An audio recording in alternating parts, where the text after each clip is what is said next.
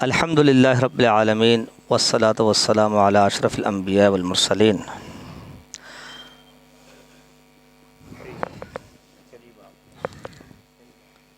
ساتھی قریب آ جائیں، قریب آ جائیں،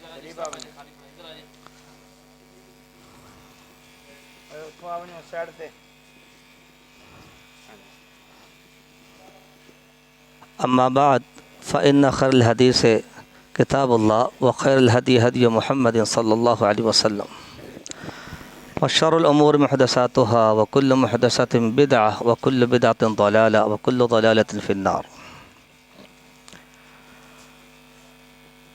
اللهم صل على محمد وازواجه وذريته كما صليت على آل إبراهيم وبارك على محمد وازواجه وذريته كما باركت على آل إبراهيم إنك حميد مجيد۔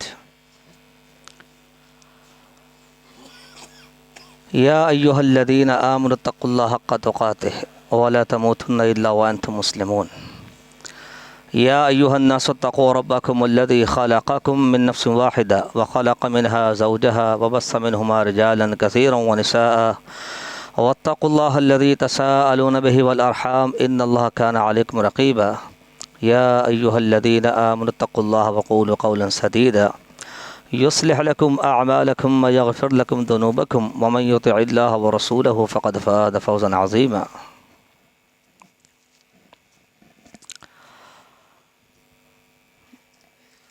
میرے لیے سعادت کی بات ہے کہ میں آپ کے اس ضلع ملتان کو دیکھنے کا ایک عرصے سے مشتاق تھا، اور اس سال ایک اللہ تعالیٰ نے موقع فراہم کیا، اور میں اللہ کے توفیق سے بہاولپور چنی کوٹ سے ہوتے ہوئے جلال پور سے ہوتے ہوئے یہاں آپ کے علاقے خان بیلہ میں موجود ہوا، اور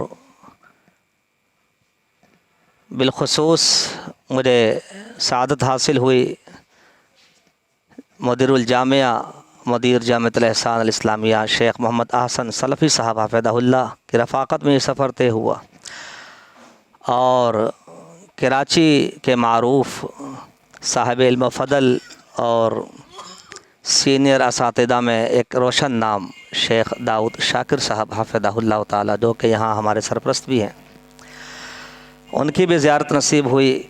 اللہ تعالیٰ آپ کے علم و عمل میں برکت عطا فرمائے۔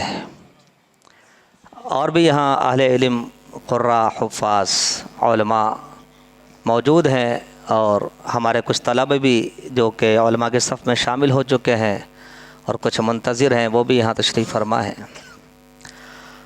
موقع کی مناسبت سے شکریہ کے بعد مجھے پابند کیا گیا ہے نکاح کے حوالے سے کچھ باتوں کا۔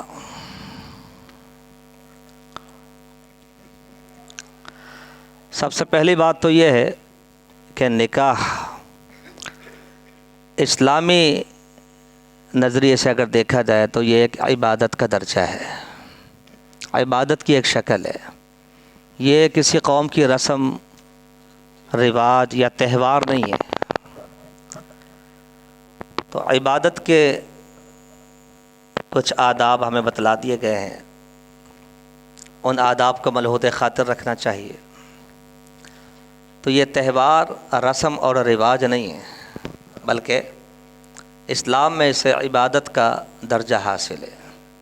رحمت عالم صلی اللہ علیہ وسلم نے فرمایا النکاح من سنتی، نکاح میری سنت ہے، اسے سنت کا درجہ حاصل ہے۔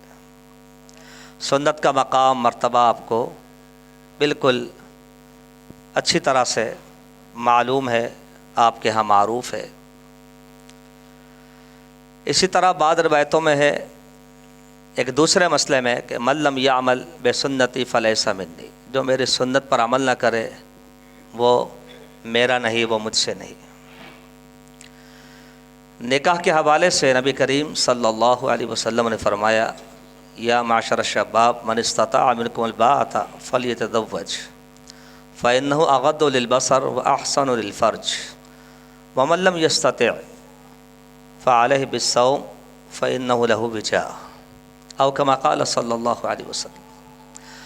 آپ نے فرمایا کہ نوجوانوں کی جماعت، کیونکہ عمومی طور پہ نکاح کا بندھن نوجوانی کی زندگی میں اختیار کیا جاتا ہے، اگرچہ نکاح بچپن میں بھی ہو جاتا ہے، نکاح بڑھاپے میں بھی ہو جاتا ہے، لیکن عمومی طور پہ چونکہ معاشرے میں جب جذبات اپنے عروج پر ہوتے ہیں، خواہشات اپنے عروج پر ہوتی ہیں اور انسان کے راہ راست سے ہٹ جانے کے زیادہ مواقع ہوتے ہیں، اس موقع پر نکاح کو اختیار کیا جاتا ہے نوجوانی کی عمر میں، تو آپ نے اسی چیز کو بنیاد بنا کر نوجوانوں کو مخاطب کیا اور فرمایا کہ جو استطاعت رکھتا ہے حقوق کی ادائیگی، اب اس کی جتنی چاہیں آپ تفسیر کر لیں، جو حقوق کی ادائیگی کی استطاعت رکھتا ہے اس کو چاہیے کہ وہ نکاح کرے۔ اسلام میں تبتل کی زندگی، بے نکاحی زندگی، اس کی مذمت کی گئی ہے، اس کی اجازت نہیں دی گئی۔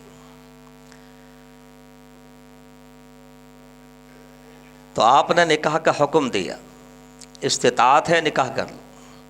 تمہاری آنکھوں کے لیے بھی یہ جھکا دینے کا اور طہارت کا اور پاکیزگی کا اور عفت کا سبب بنے گا، اور تمہاری شرمگاہ کے لیے بھی یہ ایک رکاوٹ کا اور ڈھال کا کام کرے گا، گناہ کی زندگی سے محفوظ ہو جاؤ گے۔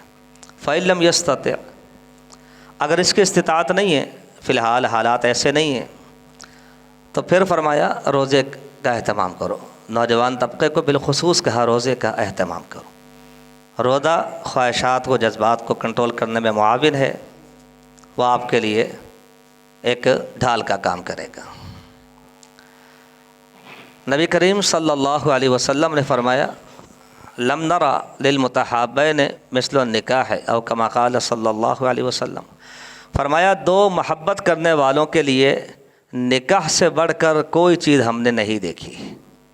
اشارہ ہے کہ اگر انسان کا کسی گھر میں ارادہ بن جاتا ہے، کسی مرد کا یا کسی عورت کا، کسی لڑکے کا، کسی لڑکی کا، یا اس کے خاندان والوں کا ارادہ بن جاتا ہے، تو بہترین طریقہ اسلام کا یہ ہے کہ اپنی محبت کی تکمیل کرنا چاہتے ہو تو نکاح کے بندھن میں پہلی فرصت میں بندھ جاؤ، اپنے آپ کو نکاح کے مقدس بندھن میں لے آؤ۔ فرمایا دو محبت کرنے والوں کے لیے نکاح سے بڑھ کر کوئی چیز نہیں، ان کی محبتوں کی تکمیل نکاح کے ذریعے سے ممکن ہے۔ لہذا محبت کی تکمیل چاہتے ہو پاک دامنی کے ساتھ، عفت کے ساتھ، طہارت کے ساتھ، تو نکاح کے بندھن کو اپنے اوپر لازم کر لو۔ اصل محبت یہی ہے۔ اسلام محبت کی کلی طور پہ نفی نہیں کرتا، محبت کے آداب بھی سکھاتا ہے، محبت کے انداز بھی سکھاتا ہے، محبت کو بھی کچھ چیزوں سے مشروط کرتا ہے۔ اس میں ایک یہ چیز کہ دو محبت کرنے والوں کی محبت کی تکمیل یہ ہے کہ وہ نکاح کے بندھن میں اپنے آپ کو باندھ لیں۔ نبی کریم صلی اللہ علیہ وسلم نے، آج ہمارا نکاح کتنا مشکل ہے، آپ تو بڑے خوش نصیب ہیں کہ اس سادہ سے ماحول میں ایک محدود طریقے سے آپ نے اس کو اختیار کیا، اور یقیناً آپ مبارکباد کے مستحق ہیں، ورنہ اس موقع پر لوگ جس طرح شتر بے مہار ہو جاتے ہیں، مادر پتر آزاد ہو جاتے ہیں، وہ اسراف، وہ تبذیر اور وہ بہت سی نافرمانی کے کام، اللہ نے آپ کو سب چیزوں سے بچا لیا۔ اسلام اسی کی تائید کرتا ہے، نکاح میں اتنی سادگی ہو، اتنی آسانی ہو، اتنی تیسیر ہو کہ اللہ تعالیٰ اس نکاح میں برکت کو رکھ دے، اللہ تعالیٰ اس نکاح میں برکت کو رکھ دے۔ اس نکاح کو بابرکت کہا گیا بعض روایتوں میں، اگرچہ متکلم فی ہے کہ ایسرھا مؤونۃً، جس کے اخراجات کم سے کم، جس میں خرچے کم سے کم، وہ نکاح بابرکت ہوتا ہے۔ برکت کے اعتبار سے سب سے اعظم نکاح ہوتا ہے۔ تو لہذا یہ جو البدادہ ہے، یہ جو سادگی ہے، یہ ایمان کا ویسے بھی حصہ ہے، بالخصوص ایسے موقع پر۔ آپ دیکھیں ہمارے لیے مشعل راہ کون لوگ ہیں؟ نبی کریم صلی اللہ تعالی علیہ وسلم اور آپ کے اصحاب۔ رحمت عالم صلی اللہ علیہ وسلم مدینہ تشریف لائے، آپ کو پتہ ہجرت فرمایا آپ نے بعض صحابہ کی بات سے مواخات کروا دی، بھائی چارہ کروا دیا۔ اس میں عبد الرحمن ابن عوف ہیں رضی اللہ تعالی عنہ۔ چند دن گزرے، نبی علیہ الصلوۃ والسلام نے نماز میں دیکھا، نماز کے بعد دیکھا کہ عبد الرحمن ابن عوف رضی اللہ تعالیٰ عنہ جنتی صحابی ہیں، 10 مبشرہ میں سے۔ دیکھا ان کے کپڑے پہ ایک نشان ہے، غالباً زعفران کا کہہ لیں، خوشبو کا نشان کہہ لیں۔ تو آپ صلی اللہ علیہ وسلم بھانپ گئے، جانچ گئے، پھر بھی آپ نے پوچھا کہ مہیم عبد الرحمن جی نشان کیسا ہے؟ انہوں نے کہا جی میں نے رات کو نکاح کیا ہے۔ اب آپ تصور کریں کہ رحمت عالم صلی اللہ علیہ وسلم، امام الانبیاء، شافع روض جدا احمد مجتبیٰ صلی اللہ تعالی علیہ وسلم، آپ سے بڑھ کر مخلوق میں شاید ہی کوئی مقدس ہو، کوئی آدم ہو، آپ کو بھی مدعو نہیں کیا گیا۔ نکاح کے لیے بہت بڑا جمع غفیر جمع کرنے کی حاجت نہیں ہوتی، مخصوص شخصیات کو بلانے کی حاجت نہیں ہوتی۔ صحابہ کرام نبی کریم صلی اللہ علیہ وسلم سے محبت کرتے تھے، بے پناہ محبت کرتے تھے، ان سے بڑھ کر کوئی محبت نہیں کر سکتا۔ مگر نکاح کی سادگی کا آپ تصور کریں کہ نکاح ہو گیا اور رحمت عالم صلی اللہ علیہ وسلم کو بھی اطلاع نہیں دی گئی۔ اس کی کوئی بھی وجہ ہو سکتی، آپ صلی اللہ علیہ وسلم نے کوئی فتویٰ نہیں لگایا۔ ممکن ہے ہمارے معاشرے میں آپ کسی کو نہ بلائیں، چاہے وہ مذاق کے طور پہ کہے کہ آپ نے ہمیں نہیں بلایا، آپ کو تو نکاح مشکوک ہو گیا ہے، لیکن نبی کریم صلی اللہ علیہ وسلم عذرائے مذاق بھی ایسی کوئی بات نہیں کی۔ آپ نے صرف اتنا کہا اولم ولو بشات، پہلے پوچھا حق مہر میں کیا دیا، اور اس کے بعد کہا اچھا بھائی ولیمہ تو کرو، چاہے ایک بکری کا کرو، بات ختم ہو۔ اتنی سادگی کے ساتھ ہی نکاح کے بندھن ہوا کرتے تھے۔ اگر آج بھی ہم اس بات پر چل رہے ہوتے تو رشتے بڑے آسان ہو جاتے۔ گھر میں جو بچیاں بیٹھی ہیں، جو بچے پریشان ہیں، جو حالات کا رونا ہے، جو مہنگائی کا مسئلہ دور ہے، سارے مسائل ہمارے حل ہو جاتے۔ اور حقیقت یہی ہے کہ اس معاشرے کی اصلاح اسی ڈگر پہ چل کر ہوگی، اسی وے پر چل کر ہوگی جس پر چلتے ہوئے پہلے حصے کی اصلاح ہوئی تھی۔ حقیقت یہی۔ اب آپ اس کو کشید کریں امام مالک رحمہ اللہ کے قول سے کریں، یا پھر فرجعوا الی الامر الاول مرفوع روایت کو لے لیں، آپ اس سے کشید کر لیں، تو حقیقت یہی ہے کہ جتنی اس میں سادگی ہوگی، جتنا اس میں خرچے اور اخراجات کے معاملات کم ہوں گے، اتنا یہ کام آسان سے آسان تر ہو جائے گا۔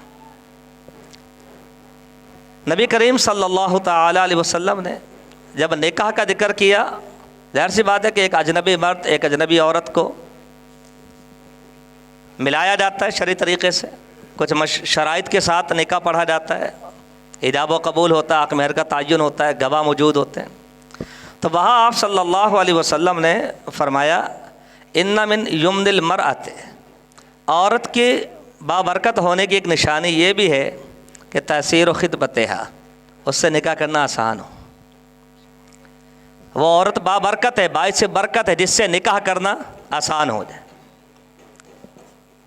کیسے آسان ہوگا؟ آپ صلی اللہ علیہ وسلم نے فرمایا ان جاکم من ترضون دینہ وخلقہ فزوجوہ، بس دو چیزیں دیکھ لو، رشتہ آتا ہے، اس کا اخلاق، اس کا دین دیکھ لو، نکاح کر دو۔ نہیں کرو گے تو فساد ہو جائے گا۔ کتنا آسان ہے، کتنی کامل مکمل اور اکمل تعلیم دی نبی الاسلام نے نکاح کے حوالے سے۔ آج معاشرہ کیونکہ اس تعلیم سے آشنا نہیں ہے، اپنے اپنے معاملات وہ سمجھتا ہے رسم ہے، تہوار ہے، حتیٰ کہ بہت سے لوگ مادر پدر آزاد ہو جاتے ہیں، وہ کہتے ہیں یہ مرنا ہے یا پرنا ہے، ہم نے تو یہ بھی کرنا ہے، ہم نے وہ بھی کرنا ہے۔ تو بنیاد اچھی رکھی جائے تو آگے سلسلے سارے اچھے ہو جائیں گے۔ آپ باشعور لوگ ہیں، آپ عمارت بنانا چاہتے ہیں، گھر بنانا چاہتے ہیں، پہلی بنیاد، پہلا پتھر صحیح رکھتے ہیں، تو نکاح کی بنیاد کو درست کر دیں تو انشاءاللہ نکاح کا جو مقاصد ہیں وہ خود بخود آپ کو حاصل ہونا شروع ہو جائیں گے۔ وہ خیر و برکتیں، اولاد صالح، اس کا حصول، اور سارے معاملات اللہ تعالیٰ سیدھے کر دے گا۔ تو اس پہ توجہ ہونی چاہیے۔ آپ نے فرمایا کہ عورت کی برکت میں سے یہ بات ہے کہ اس سے نکاح کرنا، اس کو نکاح کا پیغام دینا بڑا آسان ہو۔ دوسرا تیسیر و صداقہ، اس کا حق مہر بڑا آسان ہو، ہلکا سا ہو۔ لکھوانے کو تو بندہ جو بھی لکھوا دے، مگر ادا بھی تو کرنا ہے نا۔ اصل چیز ادائیگی۔ آپ نے عبد الرحمن بن عوف رضی اللہ عنہ سے پہلا سوال کیا کیا؟ حق مہر میں کیا دیا؟ حتیٰ کہ بخاری میں آتا ہے ایک عورت نے آ کر کہا انی وہبت نفسی لک، میں اپنا وجود آپ کو ہبہ کرتی۔ قرآن مجید سے ثابت ہے، یہ آپ کا خاصہ ہے کہ عورت آپ کو نکاح کی آفر کرے، آپ چاہت رکھیں تو نکاح کر سکتے ہیں۔ آپ صلی اللہ علیہ وسلم نے اظہار نہیں کیا، ایک نظر دیکھا، نگاہ جھکا لی، عورت بیٹھ گئی۔ ایک صحابی نے آگے بڑھ کے کہا میرا نکاح کرتے۔ آپ نے پہلا سوال کیا حق مہر میں کیا دو گے؟ حق مہر بنیاد ہے۔ آج سارے کام کیے جاتے ہیں، حق مہر کی بات آتی ہے تو شریعت یاد آ جاتی ہے۔ کپڑے خریدتے ہوئے، میک اپ خریدتے ہوئے، معاملات کرتے ہوئے، اور بہت کچھ کرتے ہوئے شریعت یاد نہیں آتی جب حق مہر کی بات آتی ہے، کیونکہ لوگوں کا ایک تصور ہے کہ حق مہر کیا ہوتا ہے جی، کہتے ہیں جی ہم نے تو یہ سنا ہے کہ جی 52.5 روپے ہوتا ہے، لوگوں میں مشہور ہے یہ بات، وہ 52.5